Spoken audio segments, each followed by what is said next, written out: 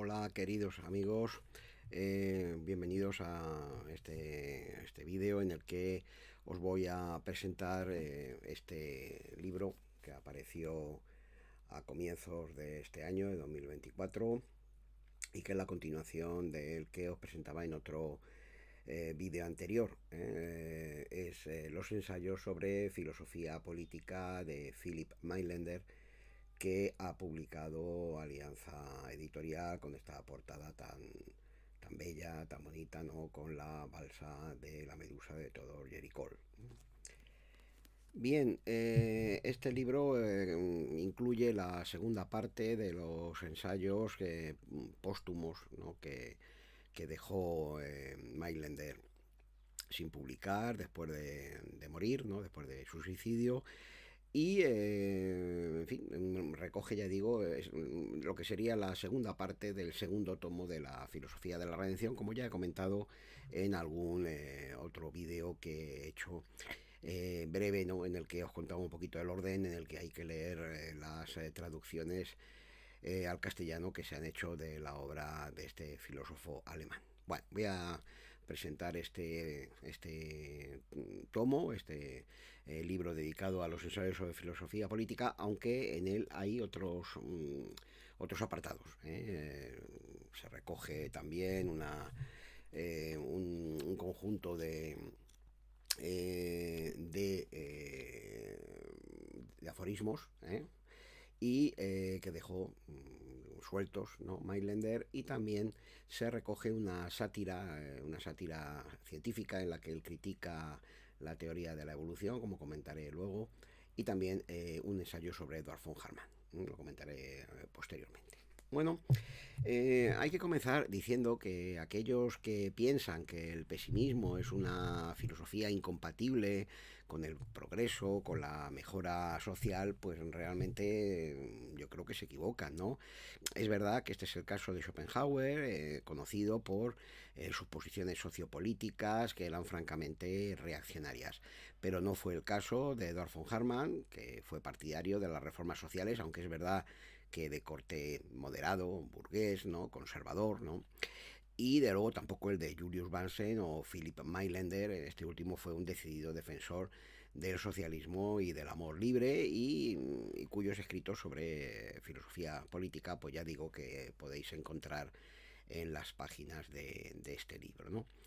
Mailander preparó muy bien esta parte que él denominó práctica de su filosofía una vez redactada su obra principal, la filosofía de la redención. Pues bien, en el capítulo quinto de esta obra, de la filosofía de la redención, ya aparecen muchos de los temas que se tratan aquí, pero en este libro se incide sobre ellos más por extenso, ¿no? En este libro que estamos comentando. Aquí esos temas del capítulo quinto de la filosofía de la reacción, que está dedicado al tema de la política, la filosofía política de Mailander, pues aquí se tratan de una manera más extensa, más profunda, ¿no?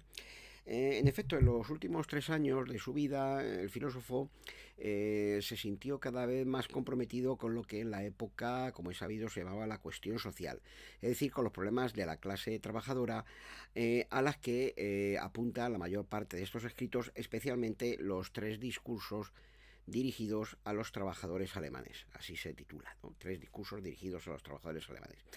Pero para Mailander la solución de esta cuestión social iba mucho más allá de la simple agitación social o de una eventual revolución, porque él creía que la solución de la cuestión social era algo que tenía que ver mucho con la educación, en el sentido de Bildung, ¿no? El alemán de Bildung, con la formación, diríamos, ¿no?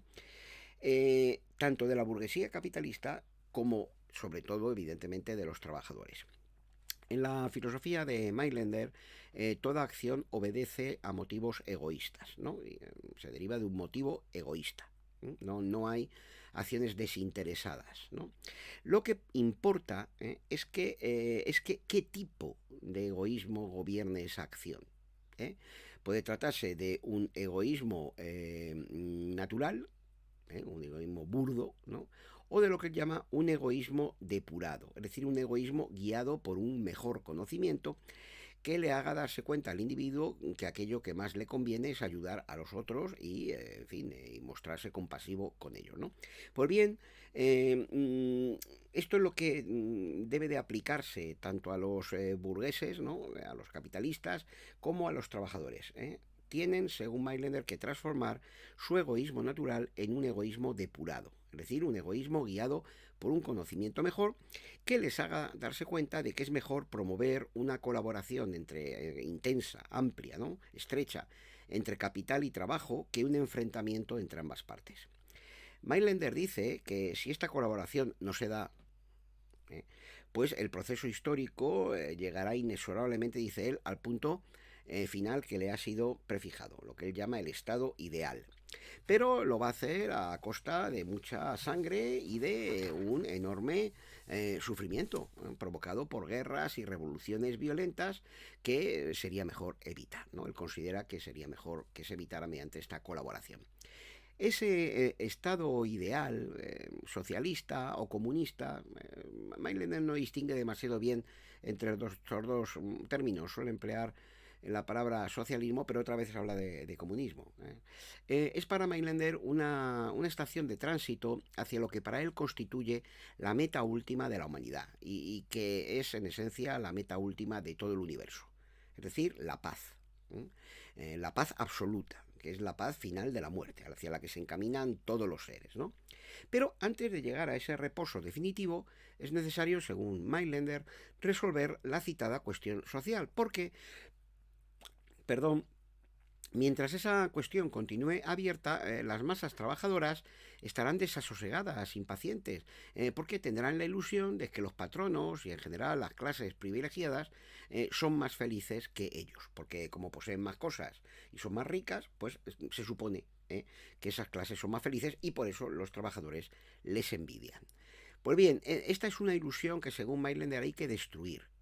Y esto solamente puede lograrse, piensa él, si los trabajadores participan de la riqueza social en el seno de esa sociedad comunista del futuro en la que la propiedad haya pasado a formar parte del Estado.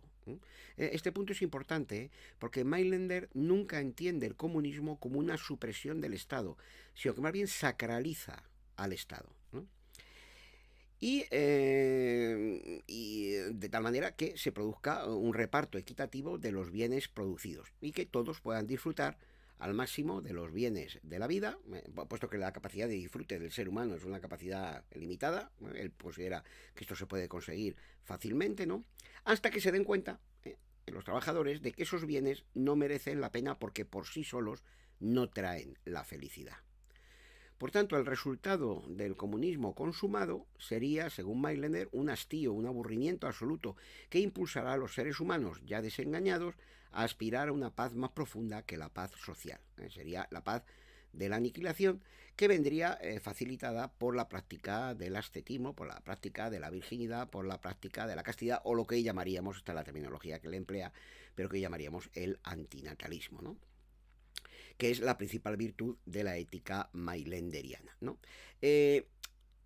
Mailänder señala que el filósofo pesimista en realidad personalmente no necesita la redención a través del estado ideal, porque él ya está desilusionado y sabe que la redención es fruto de la nada, ¿no? Pero tanto la burguesía como las masas trabajadoras sí están regidas por una voluntad de vivir demoníaca, dice él, ¿no? Y por tanto necesitan que ese estado ideal se ponga en marcha. Unos para convencerse, los burgueses, ¿no? Capitalistas, para convencerse de que la acumulación de capital no les hará más felices, ni les permitirá disfrutar de más placeres, porque como he dicho antes, el cuerpo humano tiene un límite, ¿no? Y los trabajadores para que comprendan de una vez por todas que ser rico no implica ser feliz. Pues bien, este objetivo explica la organización que Mailänder introduce en los textos que él dedica en este libro, ¿no? En estos ensayos sobre filosofía política, su filosofía política, ¿no? Cómo organiza él su concepción de la teoría política, ¿no? El primer ensayo está dedicado a las clases altas de Alemania aunque se supone que puede hacerse extensible a las de cualquier otro país, ¿no? Y expresa los principios fundamentales de ese socialismo o comunismo teórico o teorético, ¿no? Mostrando que esta idea, dice Mailander, no es una idea demoníaca, como sostienen sus detractores, ni tampoco algo irrealizable.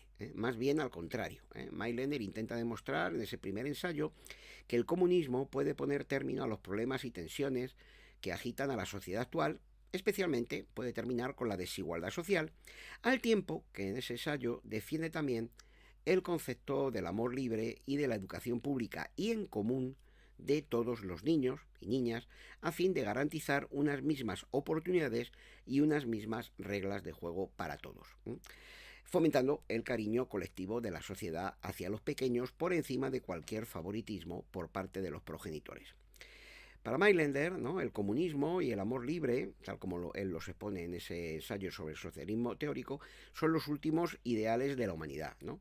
Ya que la realización del primero, del comunismo, debería poner fin a todas las guerras y revoluciones, y la supresión de la familia, por ese amor libre, ¿no?, por su parte, eliminaría el notable impedimento que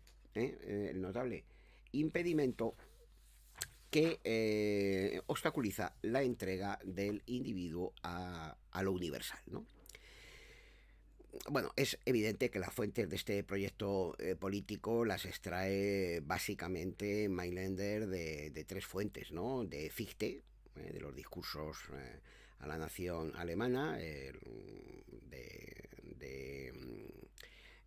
Fichte, luego lo comentaré un poquito más, ¿no? Del socialismo de Ferdinand Lassalle, ¿no? Y también, evidentemente, de la República Platónica, que es un libro que tiene una gran influencia sobre Mailander. Esta influencia yo creo que nos ha destacado mucho, ¿no? La gran influencia que tiene el platonismo, sobre todo el platonismo político, no el platonismo como teoría idealista en el sentido, digamos, clásico o habitual del término, sobre el pensamiento político de Mailander, ¿no? No obstante, hay una diferencia muy importante y es que la clase dirigente del Estado ideal mailenderiano, del Estado comunista, no serían los filósofos como en Platón, sino lo que él llama la Orden del Grial, ¿no? Un colectivo de caballeros del espíritu, este término, Ritter vom Geiste, él lo extrae o se inspira en una novela de Karl Ferdinand Gutzkow, ¿no?, que se llamaba así, Los Caballeros del Espíritu,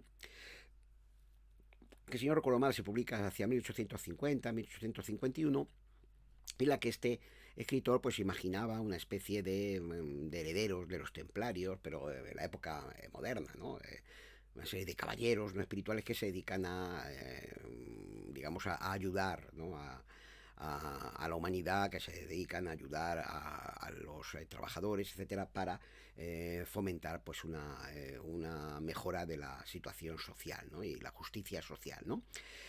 Bueno, pues Mailander se inspira un poco en esos caballeros del espíritu y él forja en los últimos meses de su vida, antes del suicidio, esta fantástica orden del Grial, que estaría formada por una serie de héroes sabios, ¿no?, que habrían sido iniciados en los misterios del Grial, es decir, la redención a través de la compasión, y que estarían inspirados por lo que son las 4 virtudes cardinales de la ética mailanderiana: el patriotismo, luego veremos por qué, la justicia, el amor al prójimo y la virginidad, ¿no? Y que trabajarían primero para crear el estado ideal en su propio país y luego para unir a toda la humanidad bajo estos ideales, bajo estas 4 virtudes fundamentales. Por tanto, como puede verse, Mailander, dada su importante faceta como poeta, novelista, dramaturgo, aparte de como filósofo, pues tiene una concepción un poco novelesca, ¿no?, un poco literaria, ¿no?, casi caballeresca de la política. Bueno, en cualquier caso, los estatutos y organización de esa fantástica Orden del Grial se desarrolla en el último de los ensayos políticos contenidos en este libro, que se titula Estatuto de la Orden del Grial, ¿no? Es un capítulo que está dedicado a esa orden y bueno, pues que él dedica a la humanidad entendida como colectivo. ¿no? Entonces tendríamos realmente la dedicatoria a las clases altas alemanas, ¿no? Y de toda la humanidad en el ensayo del socialismo teórico, mostrando las ventajas que tiene esa sociedad comunista. La segunda parte serían los discursos a los trabajadores alemanes, estarían dedicados a los trabajadores, y la tercera parte estaría dedicado a esos filósofos, a esos caballeros del Grial, a esos héroes sabios que tendrían la misión de ir creando ese estado ideal, primero en su país y luego a lo largo y ancho del planeta, sin excluir a veces contiendas bélicas. Bueno, luego seguramente hablaremos de esto. Bueno, bien, como os comentaba, ahora mismo entre el ensayo dedicado al socialismo teórico, ¿no?, y los estatutos de la Orden del Grial, pues Mailänder sitúa sus tres discursos, como os decía antes, dirigidos a los trabajadores de Alemania. Esos discursos tienen un protagonista central, ¿no? Todos ellos giran en torno a la figura de Ferdinand Lassalle, ¿no? Lassalle, ¿no?, que es alguien, en fin, que ha quedado un poco eclipsado por la figura de Marx, ¿no?, o de Engels, ¿no?, porque en su momento tuvo una relevancia importante, ¿no? Es el modelo de lo que Mailänder llama el falso profeta, frente a Buda, Cristo, o así lo creía él mismo, ¿no?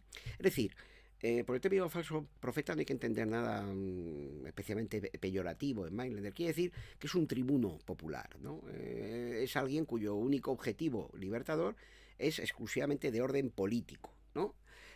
Social y político, mientras que los otros benefactores, los verdaderos profetas como Buda, Cristo o Mailänder, lo que pretenden es la liberación total del género humano. ¿Vale? Bien, estos discursos que Mailänder se imaginaba iba a pronunciar él en público ante los trabajadores alemanes, pues efectivamente, hay que advertirlo bien, están dirigidos a los trabajadores alemanes, ¿no? Porque un rasgo interesante del socialismo o comunismo mailänderiano es que él se opone a cualquier idea, en principio, internacionalista, del socialismo. No lo dice de manera directa, pero se detecta clarísimamente por su exposición que él se opone a la primera internacional, que si no recuerdo mal es de 1864, ¿no? Y él, digamos, rechaza este obrerismo cosmopolita, ¿no? Él es un socialismo, un comunismo, ¿no?, en primer término, aunque no solo nacional. Y claro, esto ha dado lugar a un encendido debate, sobre todo en Latinoamérica, ¿no?, en torno a si la propuesta político-social mailänderiana pues constituye un antecedente del posterior nacionalsocialismo. Bueno, yo esto no lo comparto, ¿no? En fin, creo alguna vez que he indicado que, aparte de filosofía, yo hice también historia del arte. Y bueno, en historia del arte, pues aparte de hacer historia del arte, ¿no?, pues había bastantes cursos dedicados a historia, ¿no?, historia a seca, ¿no? Y esto a mí, como individuo dedicado al ámbito de la filosofía, pues por decirlo de un modo, me trajo un poco a tierra. Es decir, me hizo comprender que algo que a la gente de filosofía normalmente se le suele escapar, y es que el pensamiento depende de un contexto histórico muy determinado. Y claro, pues abstraer las tesis de cualquier filósofo, en este caso de Mailänder, fuera del contexto en el que se desarrollan, pues bueno, se puede hacer, pero claramente me temo que las consecuencias pueden ser bastante erróneas y muy alejadas de la comprensión del pensador. El pensamiento de Mailänder está incardinado en el fortísimo y furibundo nacionalismo del siglo XIX, y especialmente en el nacionalismo alemán. Pero vamos, que no era un nacionalismo exclusivo de Alemania. Los franceses, los ingleses, pues tenían un nacionalismo tan exacerbado o incluso más que el propio pueblo alemán, ¿no? Por tanto, la teoría política de Mailänder tiene un aspecto, digamos, universal, como eterno, vamos a decirlo así, entre comillas, pero también tiene un aspecto concreto, un aspecto que está muy marcado por la guerra franco-prusiana, y por la seguridad en sí misma que sintió Alemania tras ganar la guerra y la unificación. Por tanto, pretender entender este pensamiento político mailänderiano fuera de ese contexto, bueno, pues creo que conduce a malinterpretarlo, ¿no? Es como estos a veces me he encontrado estos juicios, ¿no? Kant era un reaccionario, tal. no sé, bueno, Kant en su contexto, vamos, yo por lo menos creo entenderlo así, ¿no? Y no soy el único, en su contexto ilustrado del siglo XVIII, ¿no? A finales del XVIII, etcétera, pues un pensador, empiezo yo, pues extremadamente progresista, ¿no? Claro, si lo juzgas con los criterios del siglo XXI, pues evidentemente, no, no sé, pues evidentemente te equivocas con respecto a la valoración de Kant. Y lo mismo sucede con Maitland, ¿no? Hay que procurar centrarse en los aspectos que pueden resultar más actuales, más contemporáneos, que no son pocos, hay muchos muy interesantes, y otros pues, que evidentemente son fruto de una época, y yo qué sé, pues su propia mentalidad un poco belicista y esto, ¿no? Pues sí, sí, si quiere forzar las cosas, pues las puedes ver como un antecedente del nacionalsocialismo alemán del siglo XX, pero la realidad es que responde a un país que acaba de salir de una guerra victoriosa después de haber estado totalmente disperso en multitud de pequeños estados durante muchísimo tiempo, ¿no?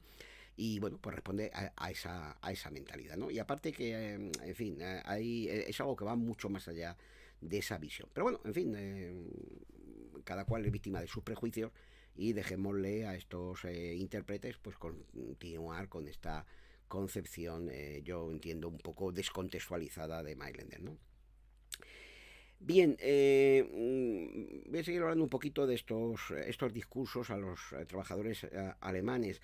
He dicho al comienzo que el objetivo último hacia el que tiende todo el universo, según la filosofía de Mailänder, es lo que él llama en el primer volumen de la filosofía de la redención la muerte de Dios, que dio lugar al mundo, y que, digamos, se dirige, ¿no? Ese es el objetivo último, es alcanzar el reposo, la paz, ¿no? De manera que la historia es el camino a través del cual la humanidad tiende a esa meta última, esa meta ineluctable, que es la paz, el reposo, pero evidentemente en el plano social, ¿no? Eh, He indicado también antes que en ese vía crucis histórico, ¿no? Pues el Estado ideal comunista es una etapa final sumamente importante. Pero Mailänder afirma que la creación del Estado ideal comunista, que ha de abarcar a toda la humanidad, no es algo que se logre inmediatamente, ¿no? Y que pensar en su realización inmediata, por ejemplo, mediante una revolución violenta, es algo utópico, es algo condenado al fracaso, que puede dar al traste con todos los avances sociopolíticos que hayan podido lograrse. Él, inspirándose en Lassalle, cree que el Estado ideal comunista debe realizarse primero en los estados nacionales y que por eso las principales virtudes que el político práctico debe insuflar en el corazón de los trabajadores son el patriotismo, la justicia y el amor al prójimo, como decía antes, ¿no? Solo si se realizan estas virtudes en una nación, porque la virginidad, ¿no? O la castidad queda para el último estado de la redención de la humanidad, pues podrá promoverse luego su realización en el plano global o colectivo, ¿no? Por tanto, el internacionalismo obrero, ¿no? Lo que hace es debilitar el movimiento de liberación, al tiempo que da lugar a que las acciones de los trabajadores de un país, dice Mailänder, sean dirigidas por las élites de otro, ¿no? Por las élites trabajadoras, digamos, en principio, o por el Partido Comunista de otro país. Lo que de hecho pues parece que se ha confirmado históricamente. Todos los que tenemos una edad sabemos la tutela que ejerció durante muchísimo tiempo el Partido Comunista Soviético sobre los demás partidos, o el chino, ¿no? Sobre los demás partidos comunistas del mundo, especialmente los europeos, ¿no? Por consiguiente, para Mailänder, la lucha obrera debe concentrarse antes que en cualquier otra cosa en crear el estado ideal en la propia patria del trabajador y luego extenderse a las demás naciones, ¿no? A veces me recuerda esto a la tesis, un poquito, lejanamente, a la tesis contemporánea, ¿no? Que presenta Pi y Margal, que yo creo que es un pensador aquí en España, ¿no? Pi y Margal, que es un pensador un tanto olvidado en su fantástico libro Las nacionalidades, ¿no? Que yo creo que si se hubiera leído más, si se hubiera aplicado mejor, pues habría digamos, permitido soslayar muchos de los problemas que arrastra España, ¿no? Bueno, pues hay algo de esto, ¿no? Primeramente es necesario realizar, ¿no? Y son libros contemporáneos, ¿no? El de Mailänder y el de Pi Margal son más o menos de las mismas fechas, ¿no? Primeramente hay que realizar ese estado ideal, ¿no? En una nación y luego pues irlo extendiendo, digamos, a las demás naciones, ¿no? Por tanto, la lucha obrera debe concentrarse, según Mailänder, antes que en cualquier cosa, en crear el estado ideal en la propia patria del trabajador y luego extenderse a otros pueblos, ¿no? En el caso concreto de Alemania, pues la política práctica exigía, a juicio de Mailänder, aprovechar el recientemente Reich, ¿no? El recientemente creado Reich alemán, ¿no? Y hacer de él lo que él llama un Reich de la libertad, ¿no? Una democracia alemana en la que cupieran todos, capitalistas, trabajadores, y esto es muy importante, judíos, ¿no? No hay que olvidar que la Sage, al que Mailänder valora enormemente, era admirado por él por su doble carácter de judío y de alemán, de patriota alemán, ¿no? Eh, esta defensa del elemento hebraico dentro del socialismo nacional, así como otros contenidos del ideario político del que hace gala Mailänder en sus discursos, y que propone extender a todos los trabajadores alemanes, ¿no? Así como el rechazo del odio entre partidos, la promoción de una lucha honrada, dice él, en pro de la emancipación y un talante conciliador, así como su tesis, ¿no? De que los trabajadores, a la hora de buscar la liberación, primero de su propia patria y luego de la humanidad, solo deben dejarse arrebatar por la compasión, son ideales que a mi entender tienen muy poco que ver con la posterior política de odio racial o aniquilación brutal, por ejemplo, del pueblo judío, promovidos años más tarde por el partido nazi. De manera que, en fin, bueno, pero ya sabemos que, vuelvo a repetir, que muchos son víctimas de sus prejuicios y las lecturas a veces son apresuradas, ¿no?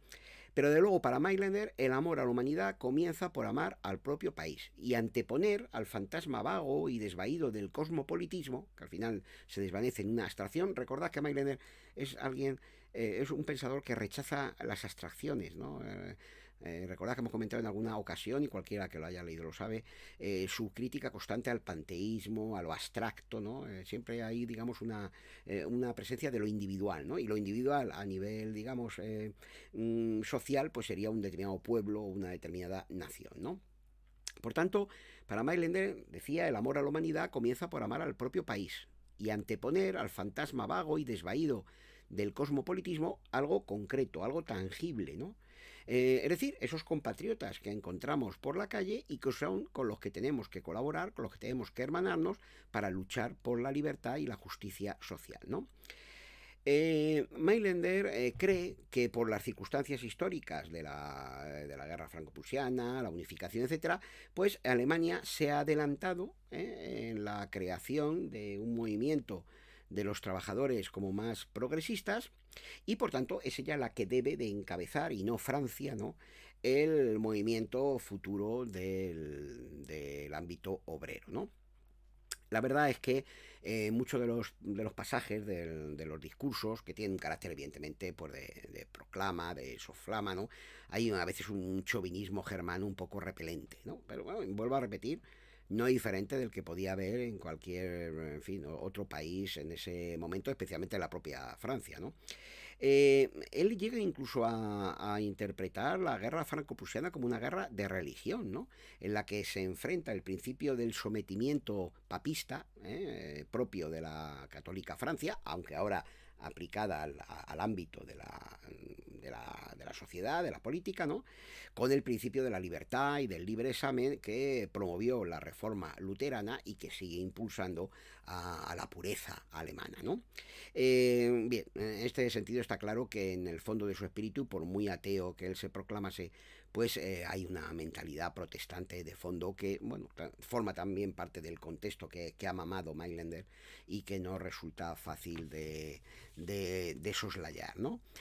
Por tanto, para Mailänder hay que luchar en primer término por la libertad individual, luego por la liberación de cada pueblo, de cada nación, y finalmente por la creación de un Estado mundial formado por hombres libres e iguales, hombres y mujeres libres e iguales, dice él, educados tanto científica como estéticamente, ¿no? Mailänder afirma que en el estado ideal todos sus integrantes, ¿no? Dice él en cierta ocasión, serían instruidos como estetas prácticos, ¿no? Con lo que en cierto sentido parece recoger, aunque no lo menciona, el ideal schilleriano de la educación estética del hombre. Y bueno, él considera que la lucha en este momento histórico, se refiere a su momento histórico, año 1876, ¿no? pasa por tratar de fomentar, en la medida de lo posible, la colaboración, la reconciliación entre capital y trabajo, haciendo que los trabajadores participen al máximo de las ganancias derivadas de su producción, ¿no? Habría, dice él, que implantar una carga impositiva progresiva sobre las grandes fortunas y fomentar, además, una educación universal y gratuita, científica, dice él, para las masas, destinada a elevar poco a poco su nivel cultural, ¿no?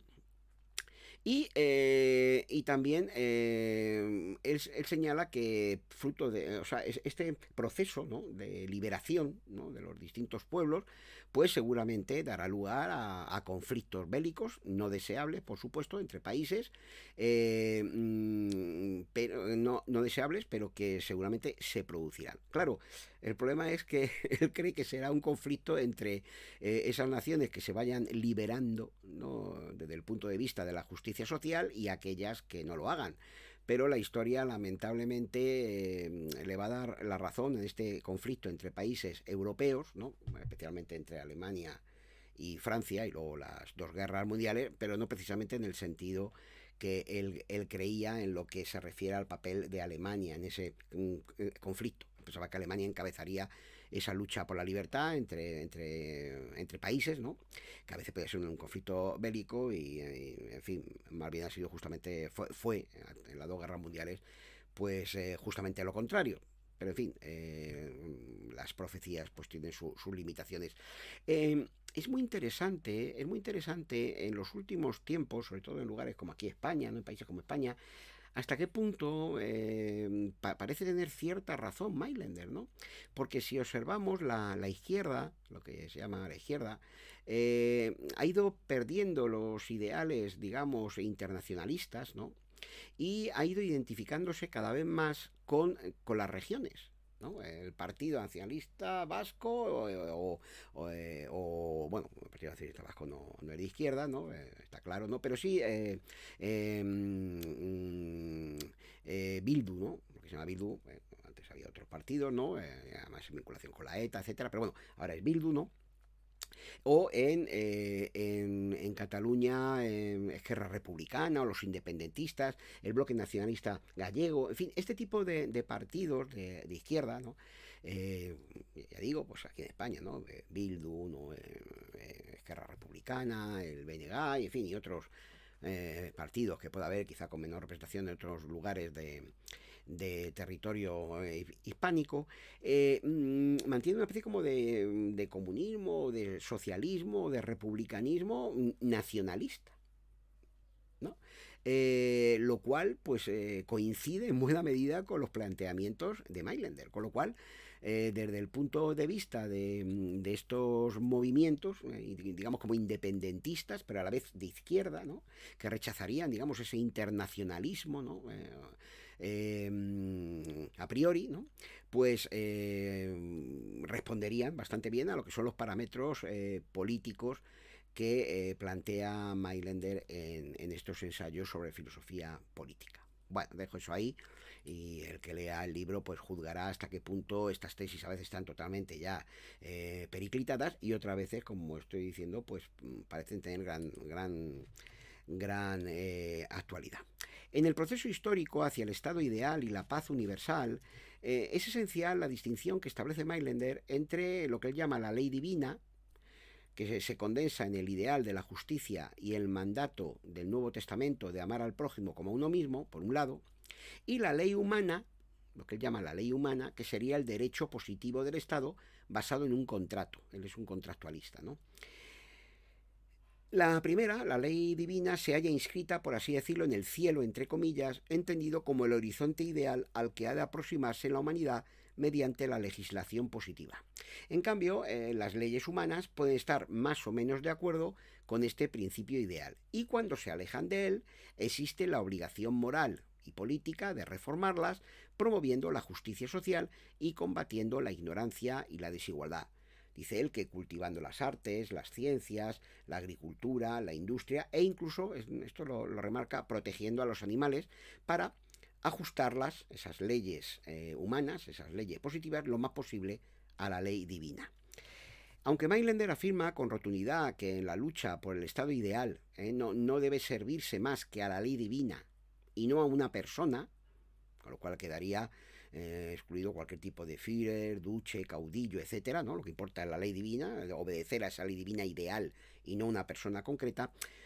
No cabe duda que este dualismo de leyes, ¿no? La divina y la humana, puede dar lugar a conflictos y dilemas muy preocupantes desde el punto de vista ético, ¿no? Que ahí es donde yo creo que la teoría política de Mailander puede hacer aguas, ¿no? Como cuando, por ejemplo, dice él que un político, para promover la justicia que manda la ley divina, se ve obligado a aplicar una política represiva o llevar a cabo ejecuciones, como dice él, le sucedió a Robespierre, ¿no?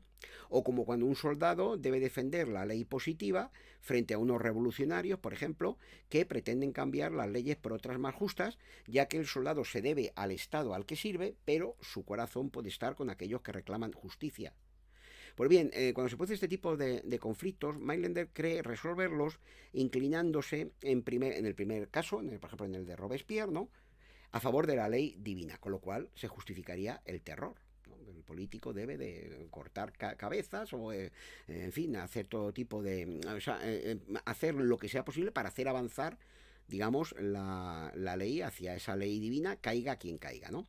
Y en el segundo caso, ¿no? El soldado, ¿no? Pues debe ser el ejecutor fiel de la legislación vigente. Aunque no lo haga de manera entusiasta o esté dolido a la hora de apretar el gatillo contra aquellos que se han alzado contra las leyes. Porque, claro, esas leyes no se pueden disolver, porque si se disolvieran, pues se caería en un estado total de anarquía. Con lo cual, Mailander parece justificar a veces la represión de los movimientos sociales por las fuerzas del orden, ¿no? Bueno, la verdad es que yo creo que estos son los puntos que hacen tambalearse un poco la teoría política de Mailander y no tanto la supuesta anticipación que él haría del nacionalsocialismo a la que antes me he referido. Es algo, digamos, como más complejo. No se puede despachar tan fácilmente, digamos, esos conflictos, ¿no? Pero sí es verdad que él siempre reconoce que hay una diferencia entre lo que debe ser la justicia, ¿no? Lo que debe ser el ideal ético, la ley divina, y lo que es, digamos, la ley humana. Y es ese conflicto el que permite medir la calidad de justicia social que hay en un determinado momento de la historia. Claro, cuando se leen sus escritos políticos, yo por lo menos, se tiene siempre la desagradable sensación de que a pesar de que él a lo largo de toda su filosofía, no solamente aquí, sino en la propia filosofía de la redención, en el tomo primero, ¿no? Aunque Maimonides siempre está defendiendo al individuo, la libertad del individuo, ¿no? El individuo es lo importante, hay que rechazar cualquier tipo de tutela abstracta de un dios, etcétera. Cuando se trata del Estado, pues da la sensación de que el individuo se convierte en una especie de marioneta muerta. Es una expresión que le gusta mucho utilizar a Mailander cuando se refiere a la relación que media entre el dios del teísmo o del panteísmo, ¿no? y el individuo humano, si se aplica al ámbito del Estado. Porque claro, en el Estado, si el Estado está por encima de los individuos, pues esto se convierte en una especie de marionetas muertas, de esa especie de nuevo dios, ¿no? Que sería el Estado, y que vendría a sustituir al dios muerto que aparece en el ateísmo mailanderiano, ¿no? En fin, son problemas que yo creo que suscita su filosofía política y que, bueno, pues podemos criticar, pero no sabemos qué habría respondido Mailander porque cuando estos escritos vieron la luz en el año 1886, pues Mailander llevaba muerto ya 10 años, ¿no? Bien, el segundo grupo de textos que recoge este volumen y que he incluido con el título de Otros escritos póstumos, ¿no? Estaría formado en primer lugar por un florilegio de pensamientos sueltos sobre psicología, física, estética, ética, política y metafísica que constituye una especie de sucinto, breve parerga y paralipómena mailanderiano, ¿no? El título en realidad de esos fragmentos pues sería algo así como selección de espigas, ¿eh? Pero bueno, al final preferí poner florilegio, ¿no? Porque pensé que, bueno, pues sí, aplicamos de espigar, ¿no? de ramilletes, ¿no? O un ramillete formado con distintas flores, ¿no? Pertenecientes a distintas clases, ¿no? De plantas, ¿no? Bueno, en realidad pues son una serie de fragmentos de notable interés, ¿no? Que hay que leer porque muchos de ellos aclaran aspectos importantes de la filosofía de Mailänder, ¿no? Y que amplían los contenidos expuestos en los diferentes capítulos del primer volumen de la filosofía de la redención. A continuación, hay como os comentaba antes, una sátira científica, o más bien el análisis que hace Mailänder de una sátira científica que se publicó en su época anónimamente. Se especuló con que quizá fue Edward von Harman, en la que, bueno, pues se aplicaban de forma irónica los principios del darwinismo para demostrar que si estos se aplican de una manera rigurosa, de una manera estricta, pues conducen inevitablemente no a la evolución, sino a una involución de las especies. Claro, se iría adaptando mejor el individuo, digamos, menos complejo, ¿no? De manera que finalmente, pues digamos, prácticamente se produciría la aniquilación de la diversidad de las especies, ¿no? Por lo que, en cierto sentido, Mailänder considera que esa sátira, que él analiza punto por punto, esa sátira científica, pues apoyaría, en cierto sentido, su propia teoría del debilitamiento de la fuerza y de la aniquilación final de todo el universo. Bien, el último trabajo que se incluye en este grupo de escritos póstumos es una detallada crítica que lleva a cabo Mailänder de la monumental filosofía de lo inconsciente de Edward von Harman, que se publicó en 1869 y que él leyó con enorme intensidad, con enorme interés, ¿no? De esa filosofía de lo inconsciente, Alianza Editorial publicó en el año 2022 una importante selección de textos, de manera que podemos ahora pues cotejar, ¿no? Este libro de Mailänder con digamos los textos de Harman y ver hasta qué punto pues la crítica que él dirige al filósofo de lo inconsciente pues es coherente o no. Aunque Mailänder analiza el extenso libro de Harman punto por punto, su obsesiva lucha en defensa del individuo frente a la hidra del panteísmo le lleva a centrar sus argumentos en el concepto de lo inconsciente como principio absoluto que subyace a los individuos y los maneja a su antojo, dirigiéndolos de forma teleológica hacia la realización del fin que ese inconsciente se propondría, la negación de la voluntad. Aunque esto no impediría, en la filosofía de Harman, la repetición del proceso del universo, en lo que en alguna ocasión he denominado desde hace ya años el eterno retorno de lo peor, ¿no? Y que en buena medida debió de servir de punto de partida, junto con la filosofía griega, a la idea afirmativa del eterno retorno que expone Nietzsche en su Zaratustra. Estaría un poco ese escrito, el Así habló Zaratustra, sería, digamos, estaría escrito a la contra de tanto de Mailänder como de Harman, ¿no? Mailänder acusa a Harman de eclecticismo, de ser un filósofo romántico, ¿no? En el sentido que le daba a este término David Strauss, ¿no? Porque, según Mailänder, pues Harman pretende resucitar antiguos conceptos, sobre todo de tipo teológico, pero dándoles o camuflándolos bajo términos aparentemente más actuales como el término de inconsciente, ¿no? Mailänder, ya digo, rechaza sobre todo el concepto harmaniano de lo inconsciente, que para él solo designa la actividad inconsciente, es decir, el movimiento o vibración, como dice él, del cerebro, ¿no? Impulsado por lo que llama el demonio de la sangre, ¿no? Es decir, nuestro cerebro estaría trabajando constantemente y lo haría de manera inconsciente en el sentido de que no seríamos conscientes de esa actividad, pero no en el sentido de que haya un inconsciente psicológico. En este sentido, las tesis de Mailänder, desde mi punto de vista, están fuertemente retrasadas desde el punto de vista psicológico frente a las de Harman y, por supuesto, las posteriores de Freud, ¿no?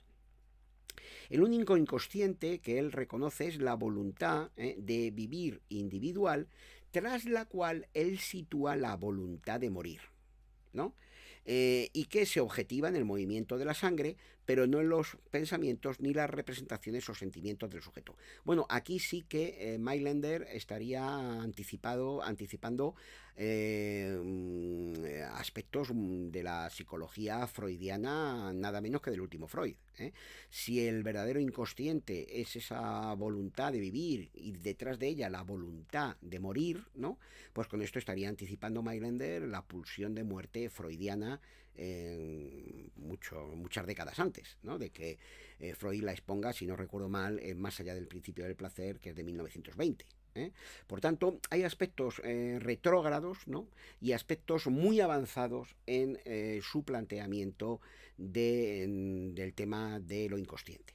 Por tanto, también yo creo que conviene leer este último ensayo, aunque lo cierto es que es un poquito pesado porque, claro, él va analizando punto por punto el libro de Harman, y a veces, pues si no te has leído ese libro, te puede resultar un poco pesado, pero también es verdad que de vez en cuando hace unos excursos, ¿no?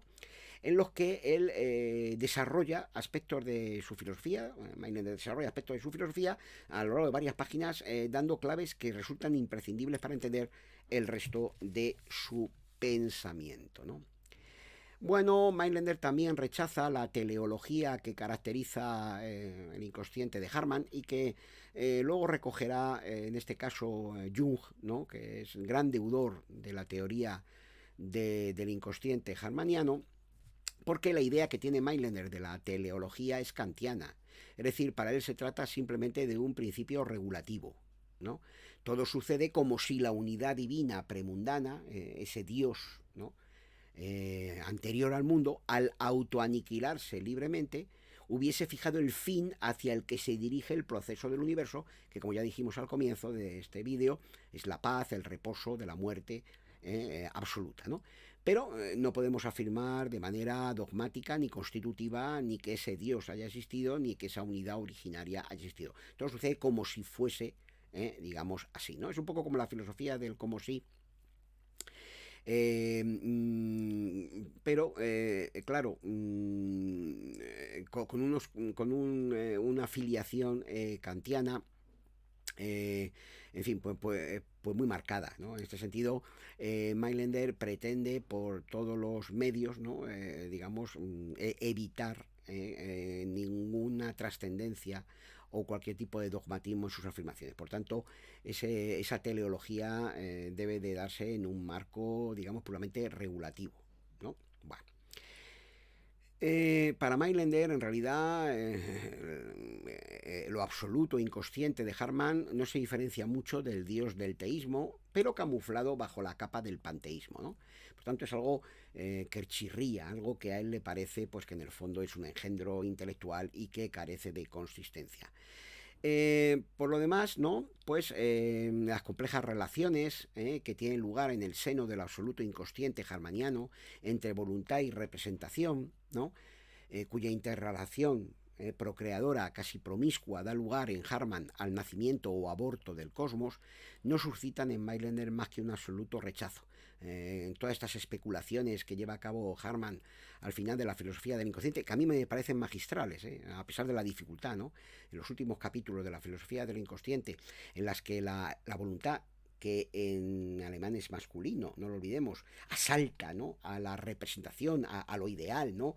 Y la hace caer en el mundo, dando lugar al proceso del universo. Es como una violación cósmica, un estupro cósmico que da lugar al proceso de caída en el proceso de la realidad. Todo esto Mailander lo rechaza, considera que es una mística de la peor especie y que, bueno, pues que no tiene la más mínima verosimilitud, ¿no? Es una especie como de mitología absolutamente rechazable, ¿no? Bueno, en fin, para Mailander, como afirma mi amigo y maestro en estos temas del pesimismo, el doctor Winfried Miller-Seyfarth, ¿no? Se mueve en el ámbito de lo que Seyfarth llama metafísica de la entropía, y por tanto para Mailander, tras la muerte de Dios, lo único que quedan son fragmentos individuales entrelazados por una conexión dinámica que los arrastra hacia la muerte. Bien, el último apartado del libro también es breve, pero es muy interesante, ¿no? He recogido en él un apéndice en el que se recogen la reconstrucción que hizo Walter Rauschenberger, ¿no?, de los últimos momentos de la vida de Mailänder a partir de una serie de cartas dirigidas a su hermana Mina, ¿no?, y algunas anotaciones postreras que él hace, ¿no? La verdad es que la sensación que suscitan estos documentos, que también son muy importantes para ver lo que se agitaba en la mente de aquel joven filósofo, ¿no?, en los últimos meses de su vida, ¿no? La sensación que por lo menos a mí me produce la lectura de estos documentos, de estas cartas, es que son documentos redactados por una persona frágil, emocionalmente inestable, que ya casi prácticamente ha decidido lanzarse al vacío, pero que todavía se agarra al clavo ardiendo del compromiso político-social con la clase trabajadora para tratar de dar algún sentido a su vida, ¿no? Y también parece ponerse de manifiesto lo que cada vez parece más evidente, ¿no? Que el encontronazo que él tiene con su hermana, que se opuso al deseo de Mailänder de participar en esa lucha política de manera directa, por considerarlo algo indigno, algo bajo, de una persona de una clase supuestamente superior, burguesa, como a la que ellos pertenecían, pues ya digo, este choque con su hermana parece haber influido no poco en la decisión que le llevó al filósofo a poner fin a su vida, ¿no? Bueno, finalmente hay un epílogo de mi amigo el filósofo mexicano Fernando Burgos que está muy bien porque reflexiona sobre cómo se organizó en su momento por parte de Mina, ¿no?, de Mina Batz, de Mina Mailänder, ¿no?, los textos póstumos de su hermano con la colaboración de Otto Hurt. Burgos habla de que, en fin, no está nada clara si la organización que llevaron ellos a cabo de este material, ¿no?, póstumo, y él lo compara de una manera muy ingeniosa con la reorganización que la hermana de Nietzsche llevó a cabo de los materiales que dejó su hermano tras, en fin, perder la razón y tras su muerte, ¿no? En fin, hay un paralelismo, siempre hay un paralelismo muy interesante entre Mailänder y Nietzsche, ¿no? Son vidas paralelas, pero con el decalage, ¿no?, que supone siempre el hecho de que Mailänder pues, fuera un poco mayor que Nietzsche y que, digamos, muchos de los procesos que tienen lugar dentro de su vida, ¿no?, pues anticipen en unos años lo que luego pues encontramos en la propia personalidad y en la propia evolución intelectual de Nietzsche, ¿no? Bien, bueno, pues con esto tendríamos lo fundamental, ¿no?, de este libro expuesto para hacernos un poco idea de qué contiene. Hombre, habría sido interesante, pienso yo, que Mailänder hubiera rechazado la idea de suicidarse o que la hubiera postergado unos años, ¿no? En fin, y ver qué habría hecho si se hubiera realmente o se hubiera dado realmente el salto a la arena política, a la lucha política, ¿no? Mi idea es que a la vista de cómo evoluciona siempre la situación política en todos los momentos de la historia, pues como nos ha pasado a tantos otros, ¿no?, habría quedado seguramente decepcionado, desengañado y que finalmente no solamente se habría suicidado a lo mejor, sino que además pues lo habría hecho desengañado ya por completo, ¿no? Por lo menos al suicidarse antes de participar de esa vida política, pues a lo mejor él al morir pensaba que, bueno, pues que él desaparecía, ya se redimía o como lo pensara él, pero que, digamos, los trabajadores, ¿no?, con el tiempo, pues llegarían a realizar ese estado ideal. Bueno, desde la muerte de Mailänder han pasado ya, en fin, pues muchísimo tiempo, ¿eh? Ha pasado un siglo y pico y, bueno, me temo que sus sueños de creación del estado ideal, pues no voy a decir que hoy estén más lejanos que nunca, pero desde luego no se parecen apenas nada a las tesis que él mantenía, ¿eh? Ni la burguesía capitalista ha llegado a educarse de esa manera que él proponía, ¿no?, ni los trabajadores han dejado de envidiar, ¿no?, al capital y de tener la ilusión de que por poseer muchas cosas van a ser más felices, que es de hecho lo que ha aprovechado el capital para esclavizarles, Evidentemente, si el capital consigue, a través del consumo, hacerle creer al trabajador que teniendo muchas cosas va a ser más feliz, pues ya le tiene plenamente enganchado para seguir consumiendo pues constantemente, ¿no? Y por supuesto, pues claro que ha habido muchas guerras y las sigue habiendo, y no parece que esas guerras vayan a contribuir para nada a la creación de ese Estado universal de justicia, no, no, más bien contribuyen a lo que siempre suelen contribuir, que es a una destrucción y a una, en fin, a una aniquilación mayor. Con lo cual, pues una vez más, las tesis maravillosas que a veces maravillosas, otras veces discutibles, que Mailander propone en estos ensayos sobre la filosofía política, pues quedan ejemplificadas muy bien con el cuadro de la balsa de la Medusa de Jericó, ¿no? En el que los náufragos pues creen atisbar en el horizonte un lejano barco, pero que da la sensación de que nunca van a llegar a ser salvados por él, y por tanto se perderán en el, digamos, en la infinitud o en la infinidad de ese océano en el que terminarán naufragando. Un buen símbolo de lo que seguramente constituye el fatal destino sociopolítico de la humanidad. Pues bien, queridos amigos, con esto tendríamos presentados, lo he hecho en dos vídeos, sabéis si seguís estas a veces pesadas, ¿no? Sesiones, tendríamos presentados los dos últimos libros que se han publicado de Mailander al castellano, para que, bueno, pues sepáis a qué ateneros, y si queréis adquirirlos o no adquirirlos, o consultarlos en una biblioteca o lo que sea, pues que sepáis un poquito de qué trata, ¿no? Muy bien, pues me despido de vosotros, como siempre, ¿no? Con la efigie de Buda, eh, que junto con el mensaje cristiano, pues constituirían, entendido siempre esotéricamente, recordad, ¿no? En un sentido simbólico, ¿no? Constituirían para Mailander dos muestras de esos profetas, ¿no? Realmente redentores de la humanidad frente a los falsos profetas políticos, ¿no?